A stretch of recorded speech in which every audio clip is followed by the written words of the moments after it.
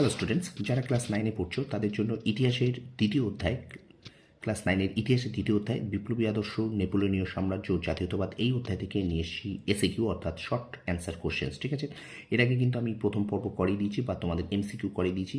তো আজকে এই অধ্যায়ের আমরা দ্বিতীয় পর্ব করব, প্রথম থেকে শেষ পর্যন্ত দেখবে। ঠিক আছে, তো চলো শুরু করে দিই। ক্লাস 9 সেকেন্ড চ্যাপ্টার ইতিহাসের বিপ্লবী আদর্শ, নেপোলিয়নের সাম্রাজ্য ও জাতীয়তাবাদ, এই অধ্যায় থেকে আমরা দ্বিতীয় পর্ব করব। চলো শুরু করে দিই। শর্ট প্রশ্ন দেখো,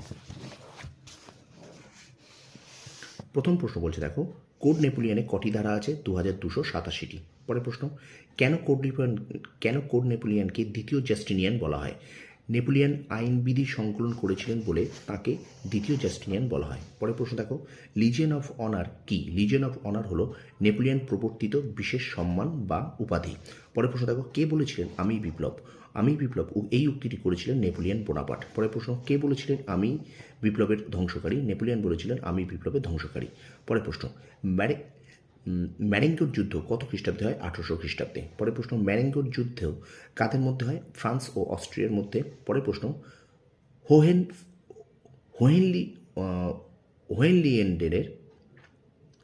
হোহেনলিন্ডেনের যুদ্ধ, ভালো করে একটু বানানটা দেখবে, ঠিক আছে? হোহেনলিন্ডেনের যুদ্ধ কাদের মধ্যে সংঘটিত হয়েছিল? সালটা কিন্তু 1800 খ্রিস্টাব্দে। ঠিক আছে, তাহলে হোহেনলিন্ডেনের যুদ্ধ হয়েছিল 1800 খ্রিস্টাব্দে ফ্রান্স ও অস্ট্রিয়ার মধ্যে। পরের প্রশ্ন, লুনিভিলের সন্ধি কত খ্রিস্টাব্দে স্বাক্ষরিত হয়? 1801 খ্রিস্টাব্দে। লুনিভিলের সন্ধি কাদের মধ্যে স্বাক্ষরিত হয়? ফ্রান্স ও অস্ট্রেলিয়ার মধ্যে। পরের প্রশ্ন দেখো, অ্যামিয়েন্সের সন্ধি কত খ্রিস্টাব্দে স্বাক্ষরিত হয়? 1802 খ্রিস্টাব্দে। ফ্রান্স বিরোধী প্রথম শক্তি জোট কত খ্রিস্টাব্দে গড়ে ওঠে? এটা কিন্তু ফ্রান্স বিরোধী প্রথম শক্তি জোট 1793 খ্রিস্টাব্দে গড়ে ওঠে।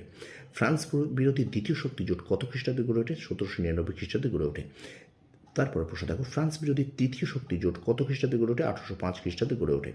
ফ্রান্স বিরোধী চতুর্থ শক্তি জোট কত খ্রিস্টাব্দে গড়ে ওঠে? 1813 খ্রিস্টাব্দে গড়ে ওঠে। তো প্রত্যেকটা কিন্তু সাল একটু মনে রাখার চেষ্টা করবে, ঠিক আছে? এই যে ফ্রান্সের প্রথম শক্তি জোট, দ্বিতীয় শক্তি জোট, তৃতীয় শক্তি জোট, চতুর্থ শক্তি জোট, এই সালগুলো কিন্তু তোমরা অবশ্যই একটু মনে রাখবে, ঠিক আছে? পরের প্রশ্ন দেখো, ফ্রান্স শক্তি জোট কোন কোন দেশের মধ্যে হয়েছিল?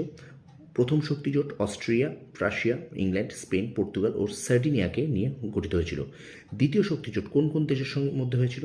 দ্বিতীয় শক্তি জোট হয়েছিল কিন্তু Austria, England, Russia, Naples, Portugal ও তুরস্ককে নিয়ে, ঠিক আছে? তো এগুলো খুব একটা গুরুত্বপূর্ণ নয় এই কাদের মধ্যে এই শক্তি জোটগুলো হয়েছে। তো আমি সুতরাং তৃতীয় আর চতুর্থ শক্তি জোটটা আমি আর পড়ছি না, ঠিক আছে? তো চলো সরাসরি চলে যাচ্ছি আমরা পরের প্রশ্ন। নেপোলিয়ন ভূমধ্যসাগরে কোন দ্বীপটি অধিকার করেন? মল্টো দ্বীপ অধিকার করেন।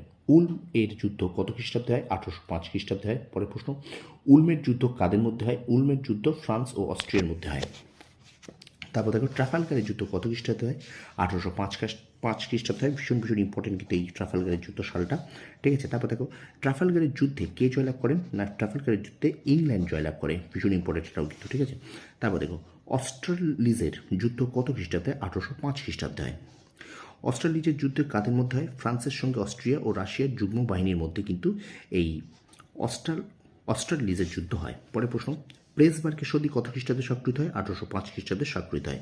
পরের প্রশ্ন দেখো, নেপোলিয়ন প্রেসবার্গের সন্ধি কোন দেশের সঙ্গে করেছিলেন? নেপোলিয়ন প্রেসবার্গের সন্ধি অস্ট্রিয়ার সঙ্গে করেছিলেন।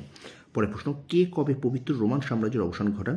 না, নেপোলিয়ন বোনাপার্ট 1806 খ্রিস্টাব্দে পবিত্র রোমান সাম্রাজ্যের অবসান ঘটান। পরের প্রশ্ন, কোন যুদ্ধে রাশিয়া চূড়ান্তভাবে পরাজিত হয়? ফ্রিডল্যান্ডের যুদ্ধে রাশিয়া চূড়ান্তভাবে পরাজিত হয়। পরের প্রশ্ন, ফ্রিডল্যান্ডের যুদ্ধ কত খ্রিস্টাব্দে হয়েছিল? 1807 খ্রিস্টাব্দে হয়েছিল। পরের প্রশ্ন, ফ্রিডল্যান্ডের যুদ্ধ কাদের মধ্যে হয়? ফ্রান্স ও রাশিয়ার মধ্যে হয়। পরের প্রশ্ন, টিলসিটের সন্ধি কাদের মধ্যে স্বাক্ষরিত হয়? টিলসিটের সন্ধি ফ্রান্স ও রাশিয়ার মধ্যে স্বাক্ষরিত হয়। ভীষণ ভীষণ ইম্পর্টেন্ট কিন্তু এই প্রশ্নটাও, ঠিক আছে? এবং আজকের পর্বের শেষ প্রশ্ন দেখো, কোন সন্ধির দ্বারা নেপোলিয়ন সাম্রাজ্য চূড়ান্ত সীমানায় উপনীত হয়? টিলসিটের সন্ধির দ্বারা নেপোলিয়ন সাম্রাজ্য চূড়ান্ত সীমানায় উপনীত হয়, ঠিক আছে? তো এই ছিল বিপ্লবী আদর্শ, নেপোলিয়নীয় সাম্রাজ্য ও জাতীয়তাবাদ, এই অধ্যায় থেকে ক্লাস 9-এর দ্বিতীয় অধ্যায়ের শর্ট প্রশ্ন। আজকে দ্বিতীয় পর্ব, এরপরের আমি কিন্তু তৃতীয় অর্থাৎ শেষ পর্বে কিন্তু আমি এই ক্লাসটা শেষ করে দেবো, ঠিক আছে? তো ভিডিওটা ভালো লাগলে অবশ্যই লাইক করো, কমেন্ট করো, আর বন্ধুদের মাঝে বেশি করে শেয়ার করে দাও। তোমরা সফল হও, তোমাদের সাফল্য কামনা করি। ধন্যবাদ।